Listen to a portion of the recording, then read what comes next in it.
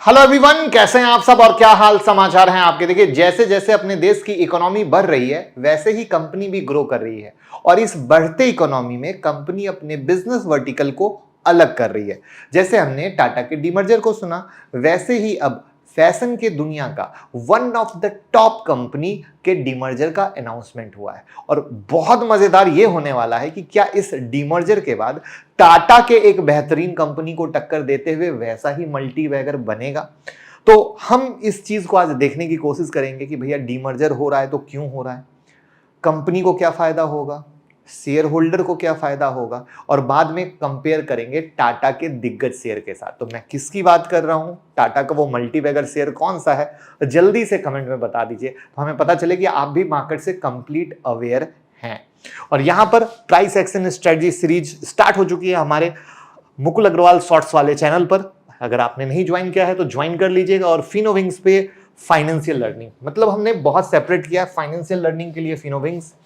पूरी price action के लिए आपको एक सीरीज शुरू हो रही है जो यहां पर मुकुल अग्रवाल शॉर्ट्स पे, और हमारा मेन चैनल जिस पर फंडामेंटल एनालिसिस।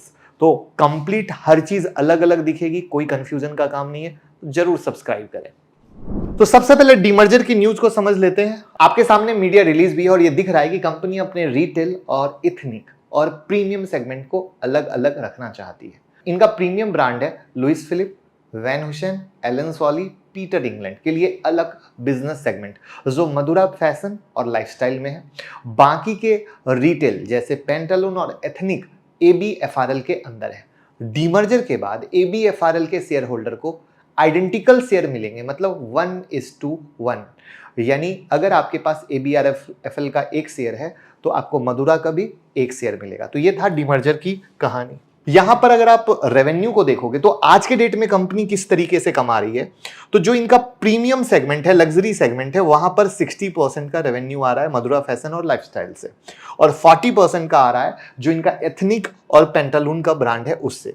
तो यानी 60% अब अलग हो रहा है, 40% अलग हो रहा है, ये दो पार्ट में मर्ज हो जाएगा। तो अब देखना होगा कि दो पार्ट में मर्ज होगा, ये कंपनी लिस्ट होगी, तो किस तरीके से दोनों कंपनी आगे और बेहतर करेगी। बट चूंकि कंपनी को ग्रो करना है और इनकी टक्कर मैंने टाटा में कहां प्लान किया, ट्रेंड की कहानी चल रही है, क्योंकि फैशन इंडस्ट्री बहुत तेजी से बढ़ रही है। स्पेशली टाटा के ग्रोथ में एक हुक पॉइंट है जो टाटा के ट्रेंड को मल्टीबैगर बनाया, कुछ ऐसा ही प्लान इनका भी है। तो वो सब हम समझेंगे और देखेंगे, तो वीडियो को लाइक तो कर दीजिए। तो अब इसका चार्ट देखते हैं कि इस न्यूज से क्या असर पड़ा है शेयर पर। तो आप देख पा रहे हैं कि मार्केट गिरावट के बाद एक फ्लैग पैटर्न बना रहा था। ये आपके सामने एक फ्लैग पैटर्न है। अब क्या मार्केट को न्यूज पता थी, नहीं पता थी, मुझे नहीं पता, बट एक फ्लैग पैटर्न बना के माल डेफिनेटली लोअर लेवल पे बहुत अच्छे तरीके से एक्यूमुलेट हुआ है और उसके बाद एक प्रॉपर से गैप अप की कहानी है जहां पर 210 के करीब का माल 240 के करीब का पहुंच चुका है। तो यानी अगर टेक्निकल लेवल पे हम बात करें तो ये पूरा का पूरा एक सप्लाई जोन है जहां पर मार्केट आके अटका है। तो इस लेवल के ऊपर अगर फिर वापस से तेजी होती है तो एज पर टेक्निकल कहा जाएगा कि ये ब्रेकआउट है। तो ऐसी ही केस स्टडी आपको पता है या ना पता है, मैं आपको बताना चाहूँगा कि हमारे YouTube के मेंबरशिप में दी जाती है, जो ज्वाइन बटन से आप ज्वाइन कर सकते हो। बहुत बड़ा परिवार बन चुका है, 799 का प्लान है। जब आप ज्वाइन करते हैं बहुत कुछ सीखने को, समझने को, कमाने को मिलता है। आपके दिमाग में एक सवाल आ रहा होगा कि आखिर बिरला ग्रुप डीमर्जर क्यों कर रहा है। तो वीडियो के शुरू में ही हम टाटा के दिग्गज मल्टीबैगर ट्रेंड को लेकर चले, तो यूं ही नहीं लेकर चले, उसका एक रीजन था। क्योंकि वो एनालिसिस आप देखोगे तो कुछ मुझे ऐसा लग रहा है, शायद मैं गलत हो जाऊं, मुझे नहीं पता है, बट मुझे ऐसा लग रहा है कि कुछ ऐसा ही गेम प्लान इनके दिमाग में भी चल रहा है।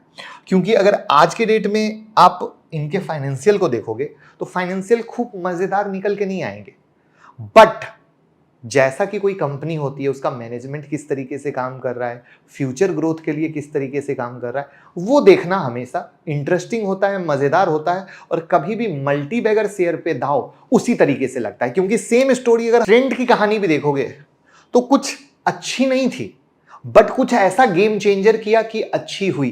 तो चलिए चलते हैं और उसी चीज को देखते हैं इनके बिजनेस कंपैरिजन से। जहां पर अगर ट्रेंड के अंदर आते हो तो वेस्ट साइड, जूडियो, जारा और भी अदर ब्रांड दिख रहे हैं।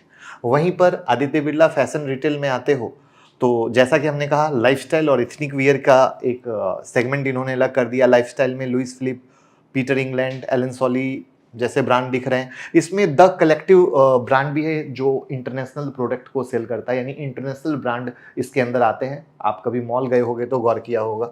वहीं पर एथनिक में जो इनके पास है, सब्यसाची के साथ इन्होंने किया है, शांतनु एंड निखिल को किया है, तस्व है, मसावा है जैसे हैं। और डिजिटल ब्रांड में आते हो तो कई सारे नाम है, और पेंटालून तो है ही है, जहां से मैं भी शॉपिंग करता हूं।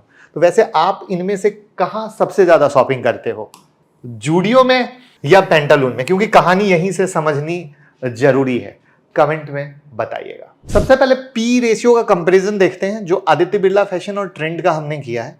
तो यहां पर अगर आप 2019, 20, 21, 22 का देखोगे तो 2019 में पी 44 का था और ट्रेंड का 120 का था, और 2022 में करीब 1029 का हो चुका था ट्रेंड का पी, जो आज के डेट में 115 का है। और 2023 में जो आदित्य बिरला का पी है वो -446 का है। कंपनी कमा नहीं पा रही है। जब सेल कंपैरिजन में आते हैं तो बड़ा ही इंटरेस्टिंग डेटा दिखता है। 2020 से 23 का जब हमने किया है तो आप पाओगे कि आदित्य बिरला फैशन का सेल का ग्राफ बहुत जबरदस्त तरीके से ऊपर है और ट्रेंड का नीचे है। बट सवाल ये है, ट्रेंड का नीचे है और इसका ऊपर है, तो भी आदित्य बिरला पीछे क्यों है? वहां पर हम आते हैं, पहले प्रॉफिट कंपैरिजन को देख लेते हैं, तो आप पाओगे कि ट्रेंड बहुत ऊपर है। तो यानी अच्छा सेल करने के बाद भी आदित्य बिरला वाले अच्छा कमा नहीं पा रहे हैं, और ट्रेंड वाले कम सेल करके भी अच्छा कमा रहे हैं। बराबर है, इसमें तो कोई कंफ्यूजन नहीं है। वहां पर ओपीएम मैं हमेशा कहता हूं कि देखा करो, और ओपीएम बड़ा इंपॉर्टेंट है, ऑपरेटिंग प्रॉफिट मार्जिन। तो ट्रेंड का ऑपरेटिंग प्रॉफिट मार्जिन ऊपर है और ये गिरा हुआ है। यहां पर अगर आप गौर करो तो बीच में 2021 के समय में बहुत जबरदस्त डीप आया था ट्रेंड के ओपीएम में, बट वापस से मेंटेन किया हुआ है। तो अब सवाल आता है, कौन है जादूगर? ट्रेंड को मल्टी बैगर बनाने वाला कौन है? तो ट्रेंड को मल्टी बैगर बनाने वाला जूडियो है। और मैं सिर्फ 1 साल के अंदर में मैं अपने लखनऊ शहर की बात करूं तो मैं अपने लखनऊ शहर में जूडियो का कम से कम 7 से 8 शोरूम खुला है, और वो भी बहुत बड़े बड़े लार्ज स्केल पे खुला है। हर आपके शहर की कहानी वही होगी।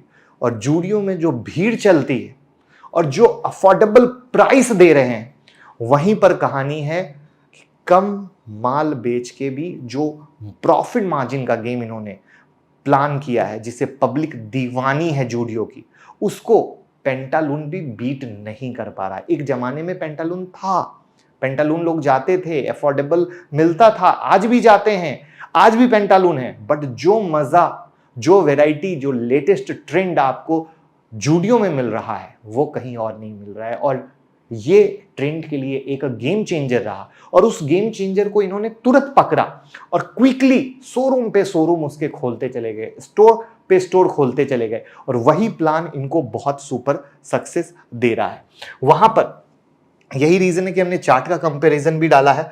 तो आप ये देखोगे कि चार्ट के कंपैरिजन में ये ऑरेंज वाला कौन सा है? ये ऑरेंज वाला है ट्रेंड का, ठीक है। और ये कौन सा है? आदित्य बिरला वाला है। तो अब ये देखो, ये 236 के पास ही है और ये 900 रुपए के लमसम के पास खड़ा है। और ये पूरी कहानी 2021 से 22 की पूरी गेम चेंजर स्टोरी है, जहां पर किस तरीके से, मतलब यहां तक अगर आप समझो तो मोटा मोटा आप इग्नोर भी मार दोगे, लेकिन 2023 से 24 का जो समय था वो एक पूरा बना। और मैंने क्या कहा, लखनऊ में स्टोर, मैंने 1 साल की स्टोरी बताई। तो ये एक बिजनेस को समझने की चीज होती है। जैसे मैंने एक बार एग्जांपल दिया था, जब मैंने एचडीएफसी बैंक की वीडियो बनाई थी, लोगों ने कहा सर एचडीएफसी हट गया, अब वो मर्ज हो रहा है एचडीएफसी बैंक में, बट एचडीएफसी बैंक चल नहीं रहा है। तो मैंने आपको एक प्रैक्टिकल एग्जांपल दिया था कि मैं इन्वेस्टमेंट कैसे करता हूं, कि मैं लोकल स्तर पे चीज़ों को समझने की कोशिश करता हूं। तो एचडीएफसी बैंक में जितने मेरे कनेक्ट्स थे, मैंने वहां पर यह पता किया कि ब्रांच मैनेजर के पास पावर ही नहीं आई थी। उनके पास पावर अब 1 अप्रैल 2024 से आएगी। अब उस पावर के आधार पे वो एचडीएफसी का बिजनेस कैसे ले पाएंगे, जिस बिजनेस के लिए मर्ज हुआ है, ये आगे आने वाले क्वार्टर में दिखेंगे। और वो आगे वाले क्वार्टर में दिखेंगे, तब उनके लिए एक गेम चेंजर बनेगा। That's the point. वो स्टॉक परफॉर्म नहीं किया, लेकिन वो नीचे का स्टेज एक हमेशा एक्यूमुलेशन का स्टेज होता है। क्यों? क्योंकि कंपनी अगर अच्छी है, मैनेजमेंट अच्छा है, सोच अच्छी है, तरीका अच्छा है, तो बुरा वक्त हर धंधे का आता है। आईटीसी भी एक समय 200 रुपए पे रो रहा था और लोग मजाक उड़ा रहे थे। एचडीएफसी एएमसी एक समय रो रहा था, फाइनली रेस्ट इज हिस्ट्री। तो हमेशा प्रमोटर पे दाव लगता है। अब पूरी समरी बनाते हैं। तो समरी ये है कि डीमर्ज हो रहा है क्योंकि वो कुछ ट्रेंड जैसा बिजनेस बनाना चाहते हैं, ऐसा मुझे लगता है।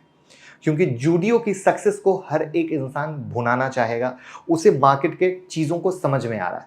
अब ये कैसे करेंगे, क्या करेंगे, ये देखने वाली बात होगी। बट वहां पर ट्रेंड क्यों इससे आगे निकला वो आप समझ गए। प्लस जो दो शेयर मर्ज हो रहे हैं, यानी मधुरा है ना, तो दो कंपनी मर्ज हो गए। एक साइड हो गया आदित्य बिरला का फैशन वाला और दूसरा मधुरा। तो अब मधुरा के पास लाइफस्टाइल है, तो ये लिस्ट होने के बाद किस तरीके से परफॉर्म करेंगे और आगे की क्या प्लानिंग निकल के आएगी ऑफिशियल, क्योंकि ऑफिशियल अनाउंसमेंट हमेशा इंपॉर्टेंट होता है। जैसे आपने यहां पर देखा, ये इन्होंने एकदम ऑफिशियल बताया कि भैया हम क्या कर रहे हैं, करेक्ट है। तो उसी तरीके से ये आगे की क्या कहानी करेंगे वो देखने वाला टाइम आएगा और तब हमें एक बेहतर आउटपुट मिलेगा और तब एक आप डिसीजन बेहतर ले सकते हो अपने इन्वेस्टमेंट के लिए। बाकी इस बहाने आपको ये पता चला कि ट्रेंड आने वाले समय में अच्छा क्यों, क्योंकि अभी ही जब इसने बीज डाला और इस लेवल पे चला गया, तो आगे आने वाले समय में जब ये ग्रोथ लेवल और लाएगा तो किस स्तर पे जा सकता है। बट स्टॉक महंगा है, इसको भी भूलना नहीं है, क्योंकि एक करेक्ट वैल्यूएशन पर ली गई चीज हमेशा आपको करेक्ट रिटर्न देती है, लेकिन महंगी ली गई चीज कभी भी मार्केट के प्रॉफिट बुकिंग में आपको टेंशन देती है। जैसे मार्च में प्रॉफिट बुकिंग आई तो आप डर गए, लोगों को नुकसान हो गया। तो ये सारी चीजें बहुत इंपॉर्टेंट होती है। तो कैसी लगी लर्निंग और अर्निंग कमेंट में बताइएगा और लोगों के साथ शेयर कीजिए, प्यार दीजिए, मोहब्बत दीजिए। Thank you so much.